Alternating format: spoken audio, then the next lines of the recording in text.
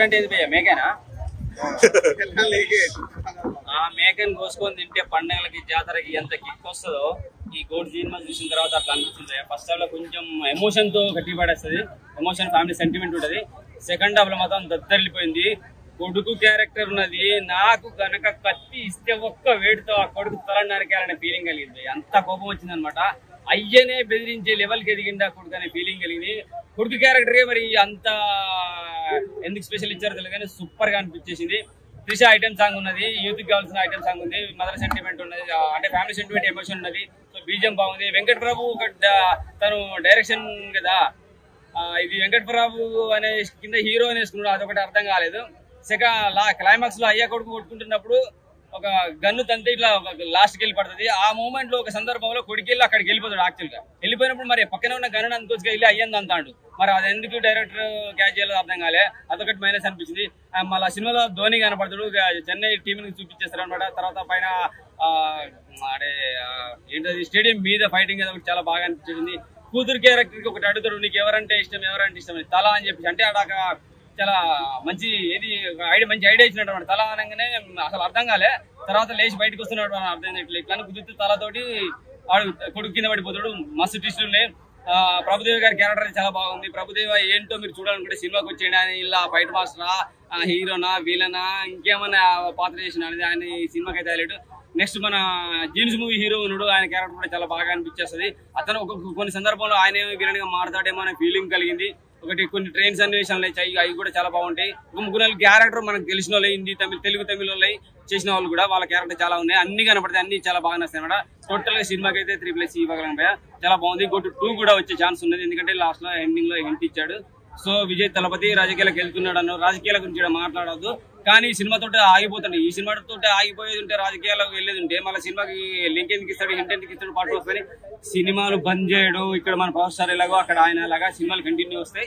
రాజకీయాల్లో తన ప్రయత్నం తను చేస్తున్నాడు, తమిళ ప్రజలకు న్యాయం చేయాలనుకుంటున్నాడు. ఖచ్చితంగా ఈ సినిమాతో హిట్ కొట్టాడు, ప్రజల మనసులు దూరిపోయాడు.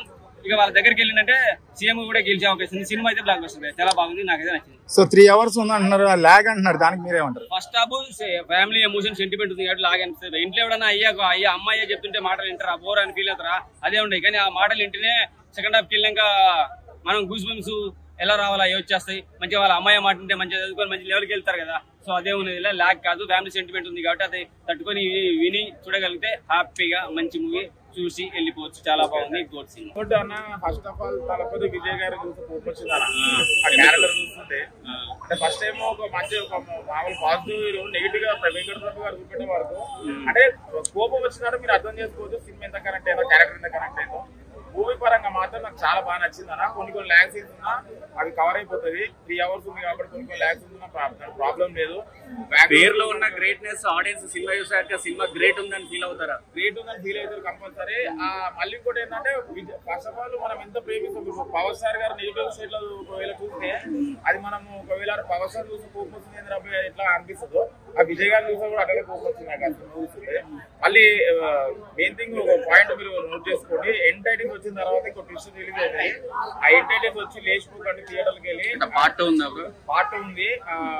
దాని తర్వాత ఏదైతే ఒక 2 minutes ఉంటుంది, దాని ట్విస్ట్ రివీల్ అవుతుంది. పార్ట్ 2 కోసం వెయిట్ చేసే అంత కంటెంట్ అసలు పార్ట్ 1 లో ఉందా? అంటే ఇప్పుడు వెంకట ప్రభు మూవీస్ నాకు సరోజ మూవీ ఇష్టమా. సరోజ మూవీలు ఎట్లయితే మనం టెన్షన్ అది ఏమంటారు ట్విస్ట్ అన్న టెన్షన్ ఉండదు, సేమ్ అలానే ఉన్నది. అది ఏమైతే నెక్స్ట్ ఎవరు పాజిటివ్ ఉన్నావు, ఎవరు నెగిటివ్, ఎవరు గెలిచినా, ఎవరు మంచోడు అసలు అర్థం కాదు. లాస్ట్ అయితే చాలా బాగా నచ్చింది మూవీ. ఓవరాల్ ఎలా ఉంది? ఓవరాల్ గా మూవీ కంపల్సరీ వాచింగ్ థియేటర్, అంటే మొత్తం థియేటర్ ఎక్స్పీరియన్స్ పొందుతూనే ఎంజాయ్ చేస్తారు. ఓటీటీలో వస్తే ఇలాంటి మూవీస్ ఎంజాయ్ చేయలేదు. హైలైట్స్ వచ్చేసి నెగిటివ్ క్యారెక్టర్ ఒకటి, మళ్ళీ విజువల్స్ ఒకటి, ఫైట్ సీన్స్ ఒకటి.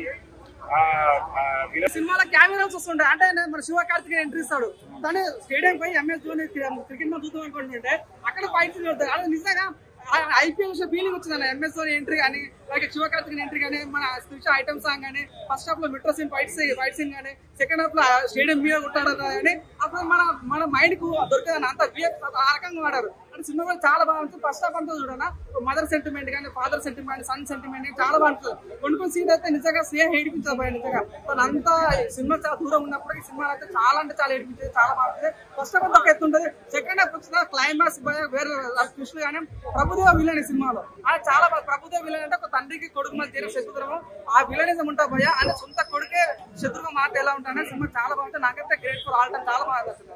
అంటే డాన్స్ వేయడమా డాన్స్ ఎక్కువ, ఫైట్ వేయడం ఫైట్ ఎక్కువ, హీరో ఎలివేషన్ అది అదే సార్ ఎన్న షాట్ పాతిక రాయలు గాలి దాడ దాడ దాడ అది చాలా చాలా బాగుంటుంది. Hats off great all time చాలా బాగుంది. నేను చెప్తున్నా చాలా బాగుంది.